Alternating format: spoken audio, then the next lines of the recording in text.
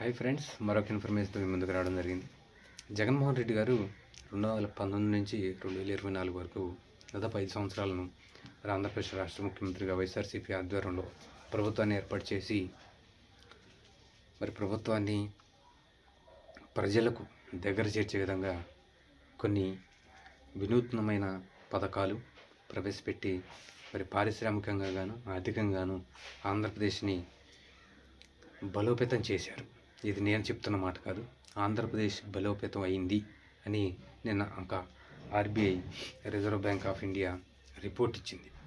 2019 నుంచి 24 వరకు ఆంధ్రప్రదేశ్లో పారిశ్రామిక వృద్ధి భారతదేశంలోని 8వ ప్లేస్లో ఉంటే అది సౌత్ ఇండియాలోని అంటే తమిళనాడును కూడా త్రోసివేసి దక్షిణ భారతదేశంలో నెంబర్ 1 పొజిషన్లో ఉందంటే ఆనాడు జగన్మోహన్ రెడ్డి గారి నేతృత్వంలోని ప్రభుత్వం ఖచ్చితంగా వారు పెట్టిన ఎఫర్ట్స్ మంచిది అని ఆర్బీఐ నివేదిక బట్టబయలు చేసింది.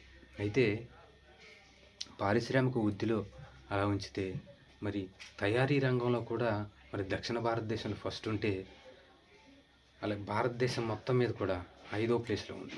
యాక్చువల్లీ తయారీ రంగం అంటేనే ఇక్కడ మనం దక్షిణ భారతదేశంలో తమిళనాడుకి పెట్టని పేరు.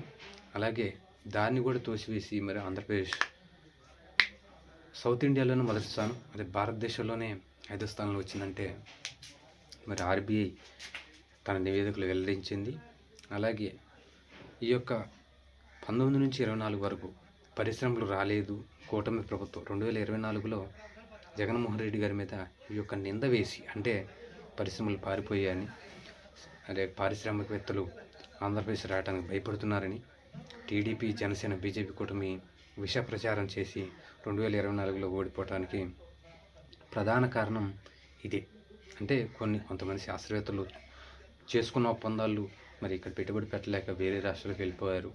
అది తర్వాత విషయం. అయితే ఈ యొక్క ఆర్బీఐ విడుదల చేసిన నివేదిక జగన్మోహన్ రెడ్డి గారికి వైఎస్ఆర్సీపీ పార్టీకి ఇది ఒక పెద్ద బూస్ట్గా పనిచేస్తుంది. అయితే జగన్మోహన్ రెడ్డి గారు సాక్ష్యాధారాలతో సహా నేను ట్వీట్ చేయడం జరిగింది. అయితే ఇక్కడ జనసేన బీజేపీ కూటమి కిక్కురుమనకుండా దాని మీద సమాధానం కూడా చెప్పడానికి సాహసించట్లేదు.